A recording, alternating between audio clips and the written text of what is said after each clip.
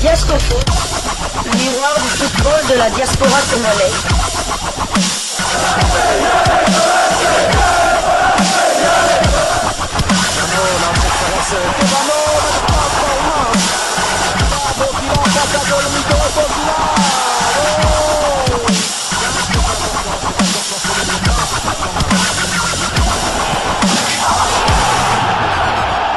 Diasco Foot, le miroir du football de la diaspora congolaise. Vous êtes sur Diasco Foot, le miroir du football de la diaspora congolaise. Diasco Foot vous dit bonjour, tout le plaisir est pour nous de vous retrouver, mais surtout de savoir que vous êtes nombreux en train de suivre votre chaîne YouTube dédiée uniquement aux footballeurs de la diaspora congolaise. C'est l'heure de partager avec vous quelques news que nous avons pu récolter pour vous, des news concernant certains de nos internationaux ou des binationaux qui se sont illustrés dans leurs clubs respectifs. Et cela dans le cadre de cette troisième livraison sportive de ce dimanche 22 septembre 2024. Une livraison que nous débutons par l'Égypte, où l'on jouait la manche retour du deuxième tour préliminaire de la Ligue des Champions. Qualification des Égyptiens du Pyramide FC. Après avoir évité la défaite à son club le week-end dernier lors de la phase aller, Fiston Mayele s'est encore illustré lors de la manche retour du deuxième tour préliminaire de la Ligue des Champions africaine. Pyramide FC s'est imposé devant APR du Rwanda, notamment grâce au but du Léopard. L'attaquant congolais a cette fois-ci contribué à la victoire des héritiers des Pharaons pour la phase finale des groupes de la Ligue des Champions. Mené très tôt dans le match via Youssif Seydou à la 10e minute, Pyramide FC a renversé la situation pour s'imposer. Il a fallu patienter jusqu'au bout du premier acte pour assister à l'égalisation sur un but de Mohamed Chibi pour le 1-1 à la pause. Dans le second acte, Fiston Mayele donnait l'avantage à Pyramide FC pour la première fois dans cette opposition. L'attaquant congolais d'une tête imparable a permis à son club de ne pas trembler à domicile. Il ne cesse au fil des matchs de prouver son statut d'attaquant le plus prolifique du Pyramide FC. Son but hier soir a permis à Pyramide FC de croire en la qualification. Et dans les dernières minutes du match, Karim Hafez enterrait les espoirs des Rwandais avec une troisième réalisation.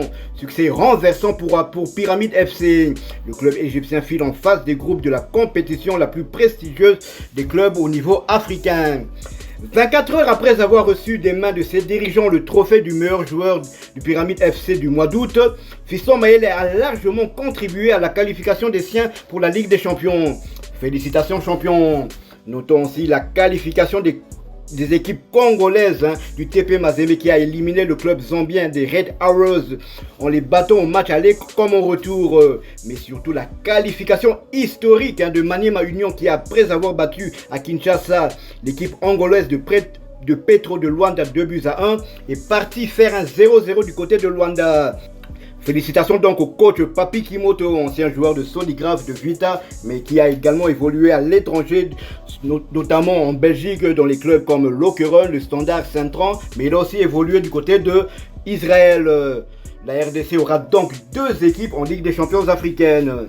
Nous quittons la Ligue des Champions africaine. Nous allons cette fois du côté de UK en Angleterre où l'on jouait la 5e journée de Première Ligue, championnat anglais de première division. Axel Tuanzebe et Ipswich évitent la défaite de justesse menée pendant une bonne partie de la rencontre par Southampton. Ipswich répare avec le point du nul au bout du temps additionnel. Score final, un but partout. Titulaire, l'international congolais Axel Tuanzebe a été remplacé à la 82e minute. Il s'agissait de son troisième titularisation consécutive portant à 437 minutes son temps de jeu sur les 578 minutes possibles. Il a donc participé à 5 des 6 matchs avec son club.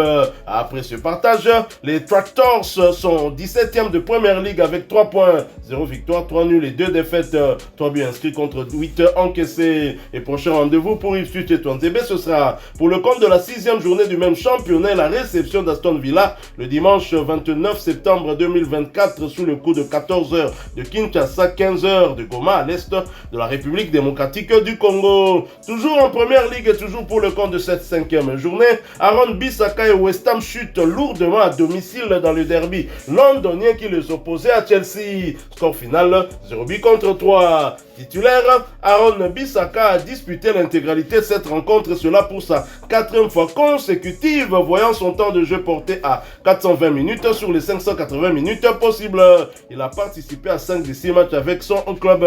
A noter qu'Aaron Bissaka reste toujours éligible pour jouer avec la République démocratique du Congo. Et après ce revers, West Ham se positionne à la 14e place de Première Ligue avec 4 points, une victoire, 1 nul, 3 défaites, 5 buts inscrits contre 9 encaissés. Le prochain rendez-vous pour West Ham et Bissaka, ce sera pour le compte du 3e tour de la Coupe de la Ligue anglaise et un déplacement périlleux pour affronter Liverpool le mercredi 25 septembre 2024 sous les coups de 20h de Kinshasa, 21h de Goma à l'est de la République démocratique du Congo. Restons toujours en Angleterre, mais quittons la Première Ligue, allons en Championship, 2e division anglaise où l'on jouait la 6e journée. Gadi Diangana et le West Bromwich Albion, dans une très bonne dynamique, prennent la tête du championnat. West Bromwich enregistre sa 4e victoire de suite en s'imposant à domicile contre Plymouth Argyle. Score final, 1-0. Sur le banc à l'entame de cette rencontre, Gadi Diangana y a participé en montant sur la pelouse à la 63e minute. Son temps de jeu est de 85 minutes sur les 674 minutes possibles. Il a participé à 4 des 7 matchs avec son club. Après ce succès, West Bromwich est leader du championnat avec 16 points, 5 victoires, 1 nul et 0 défaite. 10 buts inscrits contre 2 encaissés. Et prochain rendez-vous pour West Brom et Gadi Diangana, ce sera pour le compte de la 7e journée du championnat et un déplacement sur le terrain de Sheffield Wednesday le samedi 28 septembre 2024 sous le coup de 12h30 de Kinshasa, 13h30 de Bukavu à l'est de la République démocratique du Congo. Toujours en Championship et toujours pour le compte de cette 6e journée, Watford s'écroule à Norwich. Un déplacement cauchemardesque pour Watford et ses Congolais qui se sont inclinés sur le score sans appel de 4 buts à 1. Et Dokaembe, malheureusement blessé, n'a donc pas pris part à cette rencontre. Son temps de jeu stagne à 544 minutes sur les 781 minutes possibles. Il a participé à 6 des 8 matchs avec son club avec à la clé 3 buts inscrits. Quant à Jérémy Ngaka, convalescent, il n'a pas pris part à cette rencontre. Son temps de jeu stagne donc à 121 minutes sur les 781 minutes possibles. Jérémy Ngaka n'a participé qu'à 2 des 8 matchs avec son club. Après ce revers, Watford est 5e de Championship avec 10 points, 3 victoires, 1 nul et 2 défaites, 10 buts inscrits contre 9 encaissés. Et prochain rendez-vous pour Watford et ses Congolais, ce sera pour le compte du 3e tour de la Coupe de la Ligue anglaise, un déplacement périlleux sur le terrain de Manchester City le mardi 24 septembre 2024 sous le coup de 19h45 heure de Kinshasa, 20h45 heure de Bukavu à l'est de la République démocratique du Congo. Nous quittons l'Angleterre pour les Pays-Bas où l'on jouait la 6e journée de la Eredivisie. Victoire en déplacement du Sparta Rotterdam, 1-2 sur le terrain du RCK Waalwijk. Metino avait débuté sur le banc avant de faire son entrée au jeu à la 79e minute de jeu. Son temps de jeu cette saison est de 148 minutes sur les 181 possibles. Il a joué 5 matchs sur les 6. Le Sparta Rotterdam est 5e au classement avec 10 points. Il compte 2 victoires, 3 nuls et 1 défaite. Ils ont marqué 7 buts et en ont encaissé 5. Prochaine journée, le Sparta recevra le samedi 28 septembre l'équipe du Fortuna Sittard d'un certain Samuel Bastien, et ce dans le cadre de la 7e journée de la Eredivisie. Toujours aux Pays-Bas, défaite 3-2 de Willem II sur le terrain d'Utrecht. Jérémy Bokila sur le banc à l'entame du match avait fait son entrée au jeu à la 77e minute de jeu. Son temps de jeu cette saison est de 115 minutes sur les 583. Il n'a toujours pas marqué le moindre but, ni délivré de passes décisives. Willem Toué est 6e au classement avec 8 points. 2 victoires, 2 nuls et 2 défaites. 10 buts marqués et 7 encaissés. Le prochain match de Willem Toué aura lieu le samedi 28 septembre. Ils recevront le PSV Eindhoven pour le compte de la 7e journée de la Eredivisie. Nous quittons la Hollande, nous allons du côté de la France, à Montpellier. Le portier international congolais Dimitri Berthaud voit peut-être la roue tourner en sa faveur. Je vous explique.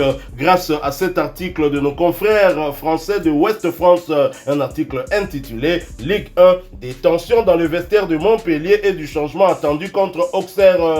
Bon dernier de Ligue 1 avant de recevoir Auxerre ce dimanche 22 septembre 17h. Montpellier n'a toujours pas gagné un match en championnat depuis le début de la saison. Fragilisé, l'entraîneur Michel Derzakarian devrait procéder à des changements, notamment dans les buts, avec Dimitri Berthaud à la place de Benjamin Lecomte.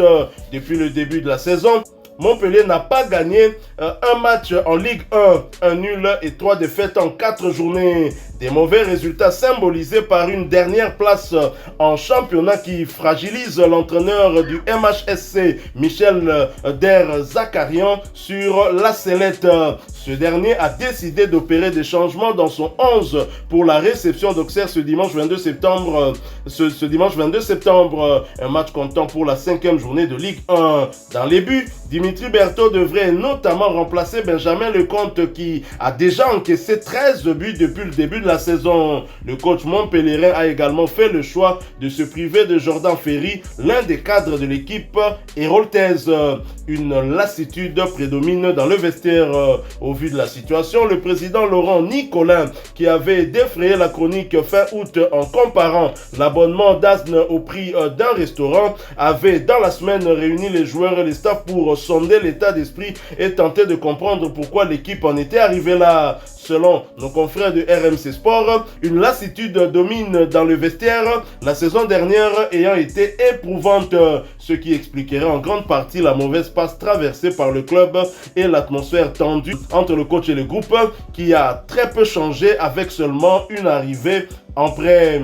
Joris Chotard, qui devait partir cet été, est toujours là et avec les nombreux blessés ainsi que les états de forme inégaux, Michel Derzakarian, en fin de contrat en juin, a été contraint de lancer des jeunes. Pour l'instant, cela n'a pas encore porté ses fruits. Donc voilà, Dimitri Berthaud qui pourrait profiter de cette situation, quoique malheureuse pour le club montpellierin, pour finalement être titularisé. Je pense que s'il fait un très bon match, cela pourrait rester ainsi, et ce qui est une très très bonne chose pour la tanière de Sébastien Desabre. Déjà que Dimitri Berthaud, qui n'a pas de temps de jeu en club, reste le gardien titulaire de Léopard depuis 5 derniers matchs des Léopards. C'est lui qui était dans les perches, grâce notamment à cette blessure du gardien titulaire des Léopards, Lionel Passinzao, qui évolue en Ligue 2. Ligue 2 justement, c'est notre prochaine destination. Nous quittons donc la Ligue 1 avec Dimitri Berthaud. Nous allons du côté de la Ligue 2, deuxième division française, où l'on jouait